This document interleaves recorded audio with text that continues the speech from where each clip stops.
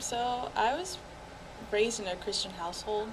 Well, not exactly. I started going to church for a better part of my high school years.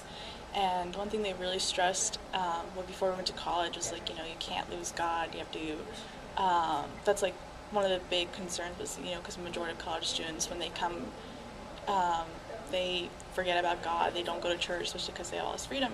And I was like, yeah, I'm not gonna forget God. Like God was with me all these years, and especially because like struggling in my family, a single parent household, times are tough, and but we made it somehow. And I knew God was behind all of it, and He provided for me like so many ways. Like I was stressing about college, and He provided a way. Then the same time, the summer before I came here, I was supposed to go to NYU, and I was so excited because I wanted to go to NYU ever since I was 13 years old. And I talked with my future roommate, and we were so excited, and I didn't have enough financially to go. And I was stressing so much, like the whole summer when it should have been like happy, like picking out my college, like for things for my dorm and everything. I was like stressing out. I was like, okay, if I can't go to NYU, where am I going to go? Because I don't have a lot of options because the other schools I applied to, they didn't offer enough financial aid either. And so I was just like stressing so much, and I feel like most of the time I was just, like really angry at myself because I felt so stupid. And I was like, how did I think I could do this without any problem? And I was angry at God, and I was like, God, like you were supposed to provide. Like where were you in all of this? Like why didn't you do something? And I was just so mad, and I started punishing myself. By the way I did is like I stopped eating. I developed an eating disorder where I like things felt so out of control, and the only thing I could control was what I ate. And I just like started skipping meals completely. I over-exercised to burn off one meal that I ate that day. And I just remember there was one day in the summer, like, and I hid it from my family. They didn't know because my mom was at work all day and my sister was at work all day. I was at home by myself, and I could do whatever I wanted, which was not eat. And I remember this one day my mom told me to eat this leftover salmon we had for dinner for lunch, and I didn't want to do it because I was still punishing myself at it, and I couldn't eat it for lunch, but at the same time I had to get rid of it before my mom came home. I couldn't throw it away because she'd find it in the trash, and so I decided to eat it, and then I would try to make myself throw up, and I couldn't do it.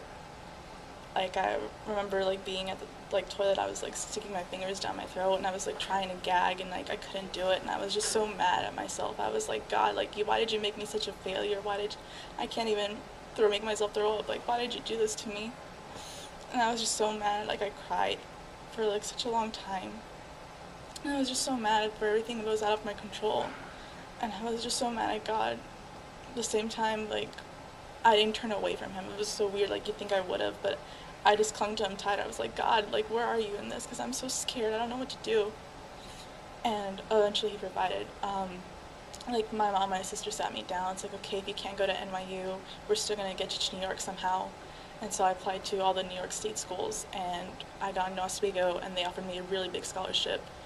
And I was so happy. I was like, finally, like everything's like taken care of, and I could go back to normal. Except I couldn't, because I was just like I still felt like all this anxiety and depression, and I didn't know where it came from. Like when I got to school, I had like these moments where I was so happy. I was like, yes, I'm here. I'm what I'm supposed to do.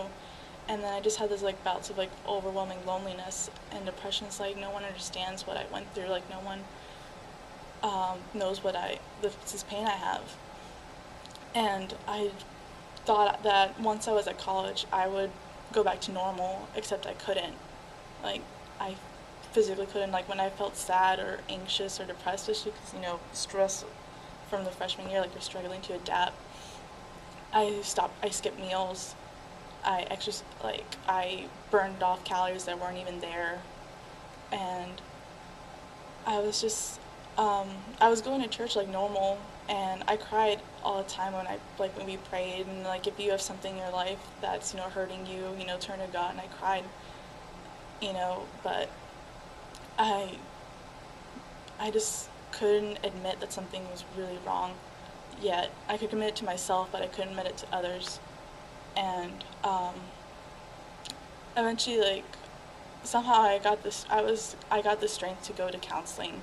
I um, I don't know, or I think I just I don't even remember how I went. I just remember there was like one really bad day, and I was like, I felt this voice in my head. I was like, that's it. You have to talk to somebody.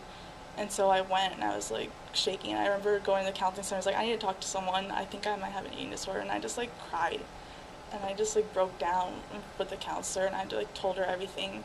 And it felt so good to finally tell somebody, and like who could do something about it. And it's just like slowly like I started to heal, and I'm just so grateful that God gave me strength in that time, because one of the things about having a disorder is like it's built in secrecy, it's built in shame. Like the whole summer I didn't tell anybody, I didn't talk to anybody, I hid it so well no one really noticed, except sometimes like they noticed I was losing weight, but I managed to convince them that it was in their imagination. And then at school I would make excuses not to go to dinner. I'd say, oh, I already ate, or I ordered in. And it was just so easy to do that. And but the thing is, like, with secrecy there's isolation and there's loneliness, and it takes a lot of strength to like break free from that little voice in your head that tells you, it beats you down and tells you you're worthless, you're not even good enough to eat food. It takes a lot of strength to drown it out with a stronger voice that tells you, yes, you are worth something. And like I'm just so happy, like I finally went to God, and I was still mad at him, but I didn't turn away from it. I don't know, like it's such a weird thing. I was scared, but that made me cling to him tighter. It didn't make me turn away from him. And it was like through his strength that I got the courage to finally tell people in my family that I had this problem I was struggling with, and my sister was really supportive, and she confided in me that she had problems with her weight too, and she used to indulge in unhealthy habits, and it made me feel so much less alone, and it just like built our relationship stronger than it was before. And I was like, I don't know, I think like all of that came from God, because otherwise I myself didn't have the strength to stop. I didn't have the strength to stop, but he gave me it. It's okay to be struggling to live for God. Like that's how, and talking about it helps you with it less. Like, because the thing that I learned, like, you can't isolate yourself, because that's how things get worse. And, that voice in your head wants you to isolate yourself. It wants you to feel alone. That's not a good voice to listen to.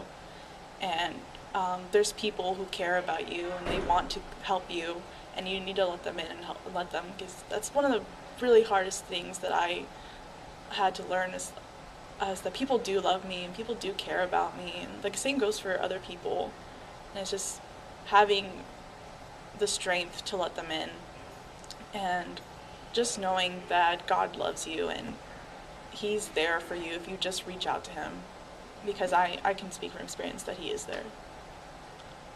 I grew up in a church family, a Christian family, and went to a lot of evangelistic events where you get healed and everything. And there were a lot of times where I would go and I wanted to be healed for asthma, because I had asthma since I was 2. When I was 2, I was diagnosed with it, and it was exercise induced and weather induced and everything induced pretty much. So I had a hard time because I couldn't really run or play with friends. Couldn't really jump around much. Could barely go outside, honestly, just because of how bad my asthma was. But as I kind of got older, it kind of subsided a little bit. But I kept on trying to go to these altar calls to get healed, and it was difficult when I didn't. So I kind of just kept on waiting through life until my asthma would subside, because the doctors kept on telling me it would go away eventually, and that it would get, or at least it would get under control more so. But I just kind of struggled with that, and when I came here to SUNY Oswego, and I got more involved in the church, because when I got into my teen years, I kind of got away from the church a little bit. I was still involved in youth group and whatnot, but I kind of just went with emotions. But once I got here and I got more involved in basic and more involved in just life in general, I got more enthused. I realized that I wasn't having so much trouble anymore. And I kind of felt impressed that I should start running, even though that was kind of impossible for me a year or two before. So I tried running, and I would be able to make it I got up to about a mile before I would have an asthma attack, which was amazing for me. But it wasn't really fully there yet. You know, it was like, sure, I can do this, but I want more. Like, I want to be able to run a long distance. Um, but a time came in October of 2012. It was my first year here, last semester, actually, and there was a 5K. It was called the Pumpkin Run, and I decided to try to run it with my girlfriend, even though I could really only run barely a mile at that point. But as we did the pumpkin run, I made sure to do a puff of the inhaler beforehand in case I had an asthma attack, but I got through the whole run without an asthma attack, and in 29 minutes. So that was insane. And I kind of realized that honestly, I was healed from it because I couldn't feel any wheezing, any pain. I had an easy time breathing, besides the fact that I just got done running, so I was still kind of out of breath a little bit, but it felt different. And so now I'm doing this skit with this dance, and I can, honestly, 2 years ago I wouldn't have been able to make it through the whole dance, so just once. So it's a crazy feeling to be able to know that I'm healed now and that I can get through stuff like this. By the grace of God, you know. So, one thing that I would say if you're looking for healing or just waiting on God to move in your life the way that we sometimes have to just kind of wait, whether we want to or not, is just be patient. God is there and God is with you, and He wants you to feel His presence, to feel His love. But you've got to be active about it to find the difference. You know, you've got to press forward and try to act like God has healed you to feel the healing. If I didn't run that 5K, then I wouldn't have found out that I could. I probably would have just kept on running barely a mile every day, and wouldn't have really outdone myself like that. And really, you've got to try to run to find out that God is going to push you through. So just keep waiting and trying to press, and praise God in the meantime, because He's going to bring you through it.